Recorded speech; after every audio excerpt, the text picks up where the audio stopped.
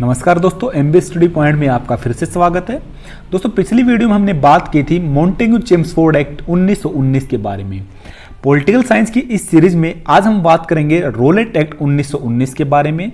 Roulette act 1919 Bharat के स्वतंत्रता संग्राम के जो आंदोलन हुए थे उनमें काफी महत्वपूर्ण था। इस एक्ट के माध्यम से हमें ब्रिटिश सरकार की तानाशाही की झलक देखने को भी मिलती है।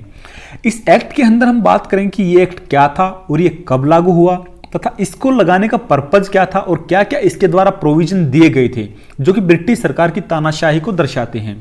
उसके बाद इस एक्ट को लास्ट में कैंसिल भी किया गया था। हम देखेंगे कि इसको कैंसिल क्यों और कैसे किया गया और उसके बाद में क्या हुआ। तो आइए दोस्तों स्टार्ट करते हैं। रोलेट एक्ट 1919 को हम anarchical and revolutionary crime act भी बोलते हैं। रिवॉल्यूशनरी क्राइम एक्ट इसको इसलिए बोलते हैं दोस्तों क्योंकि जो भी ब्रिटिश शासन के खिलाफ क्रांतियां होती थी, जो भी ब्रिटिश शासन का विरोध करता था, उनके खिलाफ धरने प्रदर्शन करता था, सभाएं करता था, तो उनको ब्रिटिश शासन क्या कि क्राइम के माध्यम से देखने लगा था कि एक किस्म से उनको ब्रिटिशों को, अंग्रेजों को ऐसे लगता था कि वो लोग ब्रिटिश शासन का विरोध करके कुछ क्राइम कर रहे हैं। तो इसलिए उनके इन धरने प्रदर्शनों को, इन सभाओं को, इन विरोधों को, आंदोलनों को कुचलने के लिए उन्होंने ये एक्ट लगाया था। अगर हम बात करें इस एक्ट की पर्पज की और ये एक्ट कब लागू हुआ था, तो ये लागू हुआ था 18 मार्च 1919 को। और इसको जब लगाया गया था, इसको जब बनाया गया था, तो उस टाइम पे जो ब्रिटिश की जो गवर्नर की काउंसिल थी उसके अंदर कुछ इंडियन रिप्रेजेंटेटिव भी थे। उसको पास करने के टाइम पे इंडियंस ने उसका विरोध भी किया था, लेकिन उसके बाद भी उसको पास किया गया। पास होने के बाद में बाकी जनता ने भी इसका विरोध किया, लेकिन फिर भी इसको अंग्रेजों ने लगाया और इसको पास किया।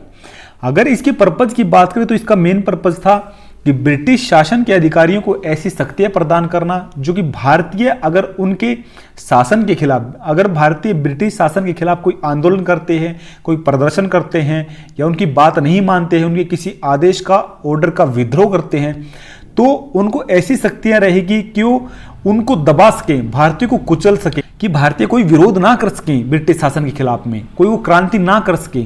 इन सब चीजों को कुचलने के लिए, भारतीयों की आवाज को दबाने के लिए ब्रिटिशों ने ये एक्ट लगाया था।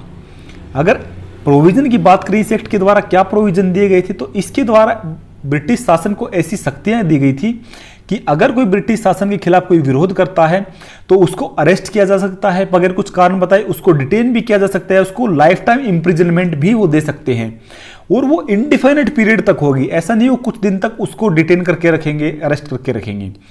दूसरा क्या है कि वो उसको कोई कारण भी नहीं बताएंगे और उस अरेस्ट को लेकर के वो ब्रिटिश शासन के खिलाफ किसी कोर्ट में भी नहीं जा सकता, ब्रिटिश शासन के खिलाफ कोई मुकदमा भी वो नहीं कर सकता। मतलब ब्रिटिश सरकार को पूरी तानाशाही का रूप दिया गया था इस एक्ट के माध्यम से। अगर इसकी क्रिटिसिज्म या अपोजिशन की बात करके इसका अपोज क्यों हुआ, तो भारत के जो लीडर थे जैसे महात्मा गांधी थे, गोपाल कृष्ण गोखले थे, एनी बेसेंट थी, उन्होंने इस एक्ट का जोरदार से विरोध किया था क्योंकि उन्होंने बोला था कि इसके द्वारा लोगों की आवाज को दबाया जा रहा है, उनके राइट टू फ्रीडम को कुचला जा रहा है, उनको फ्रीडम टू स्पीच नहीं है इसके एक्ट से, उनकी फंडामेंटल राइट का वोलेशन होगा इसके हिसाब से। तो उनको कम से कम इतने अधिकार तो भारतीयों को मिलने चाहिए कि अगर उनको अंग्रेजों का कोई आदेश अच्छा नहीं लगता है, कोई कानून अच्छा नहीं लगता, तो कम से कम उसका वो विरोध कर सके। सबसे तो इसको लेकर के जलियांवाला बाग अमृतसर के अंदर एक सभा एकत्रित हुई थी जिसके अंदर वहां पे जनरल डायर ने आके फायर भी किया था। बाद में वहां पे अराउंड कैजुअलिटी 1000 लोगों के आसपास वहां पे डेथ हुई थी और काफी सारी कैजुअलिटी भी हुई थी, जो कि मतलब जलियांवाला बाग हत्याकांड के नाम से भी जो फेमस है कि जो क्रूरताएं उन्होंने दिखाई थी ब्रिटिशों ने। के बाद ही नॉन कोऑपरेशन मूवमेंट चला था, ऐसे आंदोलन की गांधी जी ने बोला था कि वो अंग्रेजों के द्वारा बनाए गए किसी वस्तु को भारतीय यूज नहीं करेंगे, भारतीय अंग्रेजों को कोई टैक्स नहीं देंगे, सरकार चलाने में उनकी मदद नहीं करेंगे, और उसने काफी एक रोल प्ले किया था। तो मतलब क्या है कि रोलेट एक्ट आने के बाद में ही ये सब हुए थे कि भारतीयों के अंदर इतना गुस्सा, इतना आक्रोश था कि वो ब्रिटिश शासन के पूरी तरह खिलाफ हो गए थे। और इसके बाद में लास्ट में क्या हुआ कि लोगों के गुस्से को देखते हुए ब्रिटिश सरकार को कहे झुकना पड़ा था और उसके बाद में 1922 में उन्होंने इस एक्ट को हटा दिया गया।